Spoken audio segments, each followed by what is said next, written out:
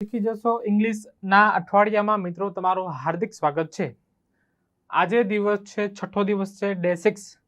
મિત્રો 5 દિવસ થઈ ગયા છે. 5 દિવસમાં આપણે કારણો જોયા, બેઝિક જોયું, ટુ બીના રૂપ જોયા, ટુ હેવના રૂપ જોયા. પછી શું શું જોયું મિત્રો? આપણે જોયું છે ટેન્સ જોયા. ગઈકાલના વિડીયોમાં મિત્રો આપણે શું જોયું છે? અનુવાદ, જે મહત્વનો ટોપિક છે મિત્રો, એ પણ આપણે જોયો. હવે તમને એક વસ્તુ આઈડિયા આવી ગયા છે કે ભાઈ આમાં ડિસિપ્લિનથી મહેનત થાય મિત્રો.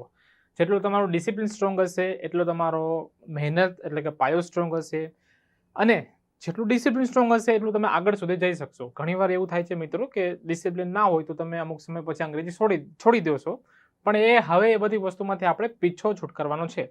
તો વિધાઉટ કિલિંગ આવર ટાઈમ, સમય બગાડ્યા વગર આપણે આજનો ટોપિક એટલે કે બ્લેન્ક મિત્રો જોઈએ. ક્લિયર? જો મિત્રો તમને આ વિડીયો યુઝફુલ લાગે, તમને મદદરૂપ થાય મિત્રો, તો આ વિડીયોને તમારા મિત્રો સાથે શેર કરજો, પરિવારજનો સાથે શેર કરજો. ડન? તો today we would like to learn what? We would like to learn blanks. Done?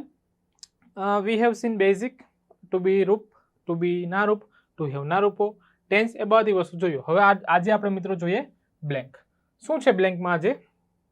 તો આ બધી મેં જે ખાલી જગ્યા લીધી છે એ ટેન્સની, પેસિવની અને બેઝિકની લીધી છે, એટલે તમને આઈડિયા આવશે.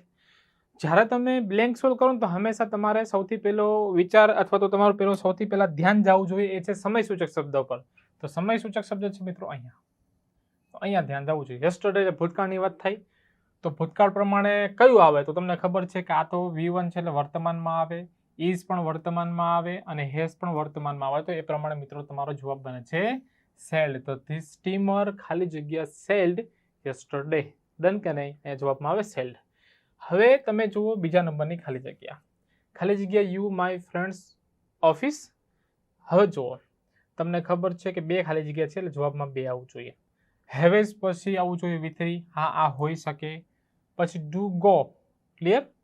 તો શું તમે જાઓ છો એ પણ આવે છે. ડીડ વિઝિટ, તો તમને ખબર છે ડીડ આવે એટલે પાછળ થઈ જાય મૂળ રૂપ, એટલે આ જવાબ આવશે નહીં. અને હેડ પછી પણ હોવું જોઈએ V3, એટલે આ જવાબ આવવો જોઈએ. હવે એ વ્યૂ એવર, તો એ પ્રમાણે મિત્રો જવાબ આવે છે આ. શું તમે ક્યારે મારા ફ્રેન્ડની ઓફિસની મુલાકાત લીધી છે? પૂર્ણ વર્તમાન કાળ. ડન છે. ત્રીજા નંબરની ખાલી જગ્યા જો ઓલરેડી કયા કાળમાં આવે અથવા તો એ ખબર ના હોય તો ફિનિશ્ડ. તો કોના પછી ગાઈસ? V3 આવે. તો તમને ખબર છે કે વેલ પછી તો V1, સેલ પછી તો V1, હેવ અને હેઝ પછી V3 આવે છે, એટલે ઈડી વાળું ફોર્મ આવે છે. તો તમને ખબર છે કે આની સાથે હેવ લાગે કે હેઝ લાગે? તો એ પ્રમાણે જવાબ આવે છે મિત્રો હેવ. તો I have already finished my work. મેં પહેલેથી જ મારું કામ પૂરું કરી નાખ્યું છે. ડન? પછી આમાં ડેઈલી એટલે સાદા વર્તમાન કાળની વાત થાય. સાદો વર્તમાન કાળ એટલે સબ્જેક્ટ પ્લસ V1. તો આમાં V1 ક્યાં છે? આ તો V4 છે, આ V3 છે, આ V2 છે, અને આપણે જોઈએ V1 એટલે જવાબ આવે છે ઈટ. આ ઈટ ડેઈલી, હું દરરોજ જમું છું, ખાઉં છું. ક્લિયર કે નહીં મિત્રો? બધી વસ્તુ તમારી ક્લિયર થાય છે. વી સ્પીક ગુજરાતી ઇન ગુજરાત. હવે ગુજરાતમાં ગુજરાતી બોલીએ છીએ. હવે આને તમારે ફેરવવાનું છે પેસિવ વોઇસમાં.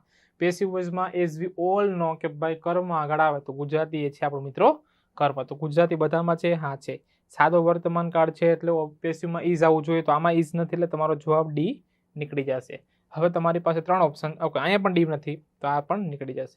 હવે તમારો જવાબ બને છે 2. અહીંયા પણ ઇઝ છે, અહીંયા પણ ઇઝ છે. પેસિવમાં હંમેશા V3 આવે, સ્પોકન. તો અહીંયા પણ સ્પોકન છે, અહીંયા પણ સ્પોકન છે. હવે બાય કરીને અસ થવું જોઈએ. જ્યારે બાય કરીને ગુજરાત આપ્યું, ડન, તો એ આવશે નહીં. એ પ્રમાણે તમારો મિત્રો જવાબ બને છે C. Gujarati is spoken in Gujarat. Gujarati ગુજરાતમાં બોલવામાં આવે છે. બાય કરીને અસ એ આપણે એટલે કે જે એક્ઝામ સેટર છે એને સ્કીપ કર્યું છે. ડન? ચલો આગળ વધીએ.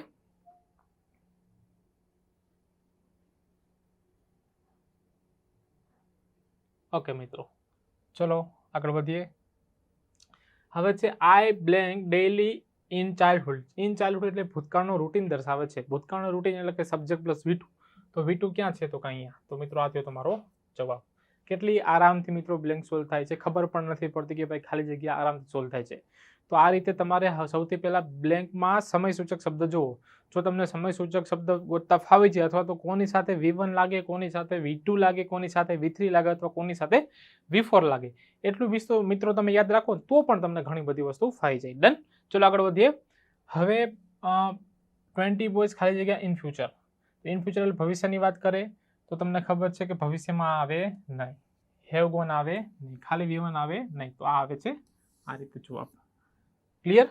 ચલો અહીં સુધી કઈ ડાઉટ હોય તો પૂછો. આ 20 તો ભૂલથી લગાઈ ગયું છે, 2021 ખાલી બોયઝ છે. પછી ઇન્ડિયા ખાલી જગ્યા ફ્રીડમ. તો ભારતને આઝાદી મળી એટલે ભૂતકાળની વાત થાય કે નહીં? ભૂતકાળ એટલે સાદો ભૂતકાળ, સબ્જેક્ટ પ્લસ V2. તો અહીંયા V2 અહીંયા છે તો કે ના, અહીંયા છે તો કે ના, અહીંયા છે તો કે ના. એ પ્રમાણે તમારો જવાબ બને છે ગોટ. તો ઇન્ડિયા ગોટ ફ્રીડમ, ભારતને આઝાદી મળી. બોયઝ વર પ્રેઝન્ટ. તમને ખબર છે મિત્રો ઘડિયાળના સમયની આગળ શું લાગે? તો ઘડિયાળના સમયની હંમેશા આગળ લાગે એટ. ડન? એ રીતે. પછી ડુ, ઓકે હેવ છે. શું તમારી પાસે અત્યારે સમય છે? તો હેવનું પ્રશ્ન શું થાય? Do you have? તો એ પ્રમાણે જવાબ બને છે મિત્રો તમારો સી. ક્લિયર કે નહીં? જો મિત્રો આજના વિડીયોમાં આપણે બ્લેન્ક સોલ્વ કરતા પણ શીખી ગયા. હવે આવનારો વિડીયો સાપ્તાહિક સિરીઝનો છેલ્લો વિડીયો હશે, જેમાં અંગ્રેજીમાં કયો કોર્સ કોના માટે રહેશે મિત્રો એ આપણે શીખીશું. ક્લિયર છે? વન્સ મોર આપણે મિત્રો જોઈ લઈએ, આ બધી વસ્તુ ડિસ્કસ કરી લઈએ. સૌથી પહેલા આપણે શું શીખ્યા મિત્રો?